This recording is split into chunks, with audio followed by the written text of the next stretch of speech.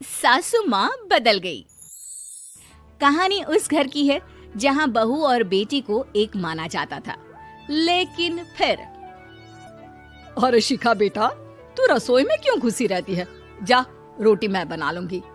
नहीं नहीं माँ जी, आप बैठिए, बस सारा खाना बन ही गया है। श्वेता को बोल देती हूँ, वो खाना लगा देगी सबका। सॉरी भाभी, मेरे पास वक्त नहीं है। माँ, मुझे पैसे देना, पार्लर जाना है। हाँ हाँ चली जाना, भाभी को भी ले जाना। वो भी जाने को बोल रही थी पार्लर, पर पहले ना मदद कर दे उसके खाना लगाने में। देख माँ, वो बहू है, उसे बहू रहने देना, इतना सर पर मत चढ़ा भाभी को। श्वेता, ज्यादा मत बोला कर। बहू और बेटी में कोई फर्क नहीं होता है। जा जाकर काम कर। ननद को माँ का भाभी से इस तरह प्यार करना बिल्कुल अच्छा नहीं लगता। वो बार बार किसी न किसी तरह माँ को भाभी के खिलाफ भड़काती रहती, लेकिन कोई फायदा ना होता। एक रोज, अरे बेटे किशन, जा बहू को कहीं घुमा कर ला। सारा दिन घर में काम करती रहती है। हाँ हाँ माँ, हम लोग जा रहे हैं ना गोवा। अच्छा जी, भाभी ने तो हमें बताया भी नहीं। वैसे तो सारी पंचायत करती है, ये गोवा वाली बात क्यों छुपा गई हमसे? अरे क्योंकि उसे खुद नहीं पता था बहन। मुझे टिकट सस्ती मिल रही थी तो मैंने बुक कर दिया।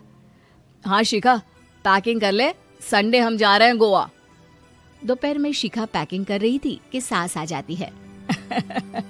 ये क्या बहू, साड़ियाँ? अरे गोवा जा रही है घूमने या फिर शादी में मायके हैं? माँ जी, ऐसा कुछ है ही नहीं, समझ में नहीं आ रहा क्या रखूं कपड़े में। अरे तेरी और श्वेता की साइज तो एक ही है। उसके कुछ मॉडर्न कपड़े ले ले, आकर लौटा देना। हाँ माँ जी, ये ठीक रहेगा। शिखा श्वेता के पास जाती है और उससे कपड़े मांगती है। ना जी ना, मैं अपने कपड़े ना दूं। वैसे भी फैल जाएंगे मेरे कपड़े, बहुत महंगे वाले हैं। शिखा मुंह लटकाकर कमरे में आ जाती है तो सास कहती है, चल तैयार हो जा, तुझे मैं शॉपिंग करा कर लाती हूँ गोवा की। बस फिर क्या था, सास बहू निकल जाते हैं मार्केट और एक से बढ़कर एक ड्रेस खरीद कर घर आते हैं। पहले बता देती कि नए कपड़े दिलाने वाली है भाभी को, तो मैं अपने ही दे देती ना भाभी को, मुझे दिला देती नए कपड़े।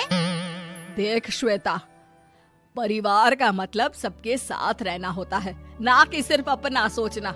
वैसे भी तुझे अच्छे संस्कार सीखने चाहिए। और रही बात कपड़ों की, तो शिखा, आज से घर पर भी तू मॉडर्न कपड़े ही पहनेगी। कोई जरूरत नहीं है ये साड़ी वाड़ी लपेटने की। अब क्या था, घर पर श्वेता और शिखा एक जैसे रहते। एक बार पड़ोसन आती है।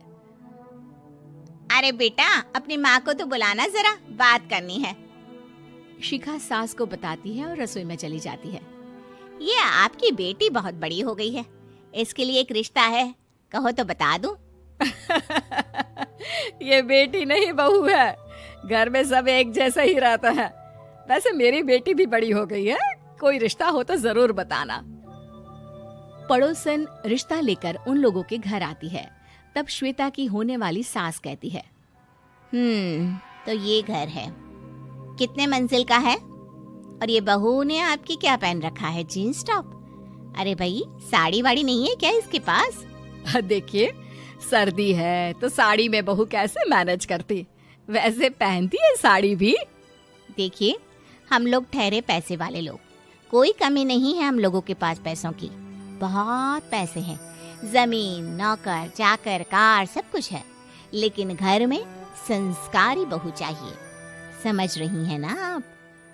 सास कुछ कहती कि श्वेता बोल पड़ती है, हाय रे, नौकर चाकर से लेकर जमीन, कार, पैसा, हाँ हाँ, मुझे रिश्ता मंजूर है, मंजूर है मुझे। अरे रुक जा श्वेता, मैं बात कर रही हूँ ना। देखिए, हम लोगों के घर इतनी आजादी नहीं मिलेगी। अरे हाँ कर देना माँ, हाँ कर दे जल्दी से। सास क्या करती, बेटी की शादी ऐसे घर में कर देती है जहाँ ना उनके विचार मिलते हैं और ना ही आचार। शादी के बाद एक रोज फोन पर, श्वेता बेटा, एक बार घर आ जा, बहुत दिल करता है तुझे देखने का। माँ, वो घर पर बहुत काम होता है, कैसे आऊँ? बड़ा घर है, लेकिन आने जाने वालों की लाइन ही लगी रहती है।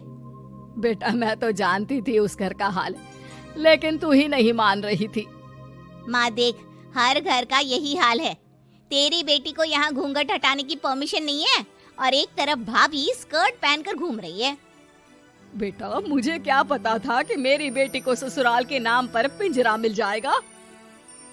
अच्छा माँ, फोन रखती हूँ, सास को गर्मा गर्म रोटी खिलानी है।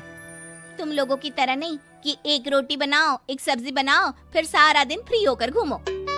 सास फोन तो रख देती है, लेकिन सोच में पड़ जाती है कि एक तरफ बेटी जिसे कोई आजादी नहीं, वहीं दूसरी तरफ बहू जिसे देखकर लगता ही नहीं कि उसकी शादी भी हुई है। अगले रोज। शिखा, अरे ओ शिखा। हाँ माँ, क्या हुआ? कुछ चाहिए आपको? मैं जिम जा रही थी। जिम के कपड़ों में बहू को देखकर सास को घूंघट में अपनी बेटी का ख्याल आता है। देख बहू, घर में बहू की तरह रहा कर। इतने टाइट कपड़े पहनकर जिम जाना पसंद नहीं मुझे। जा जाकर रोटी बना। रोटी?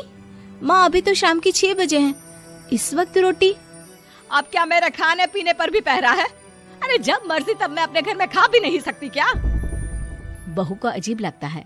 वो समझ नहीं पाती कि जो सास कल तक इतनी सपोर्टिव थी, उन्हें अचानक से क्या हो गया। वो किचन में जाती है, गरम रोटी के साथ 2 तरह की सब्जी, रायता, सलाद सब लेकर सास के पास आती है। माँ जी, खाना। इतना सारा खाना? राक्षस समझा है क्या मुझे?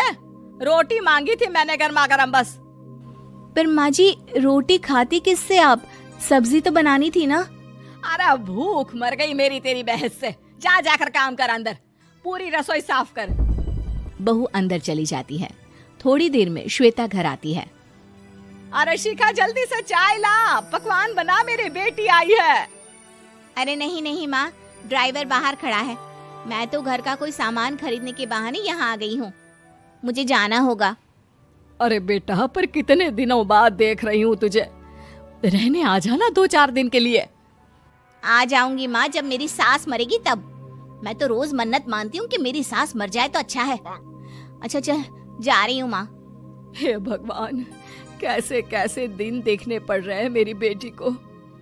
सास अंदर जाती है, जहाँ श्वेता की जिम वाली सहेली का फोन आया होता है। क्या बात है, आज जिम नहीं आई? अरे पता नहीं यार, आज माँ को क्या हो गया अचानक। पर खैर कोई नहीं, लगता नहीं कि मैं अब जिम आ पाऊंगी। शिखा स्पीकर पर बात कर रही थी, जिसे सास सुन रही थी। यार ये सास ना होती ही ऐसी है। मैं तो कहती हूँ बुढ़िया जल्दी मरे और तू आराम से जिए। शिखा को सहेली की बात पर गुस्सा आ जाता है। माँ के मरने की कौन सा बच्चा दुआ मांगता है मोहिनी? आगे से ऐसी बात मेरे सामने मत करना। हमारे घर की शोभा ही माँ है।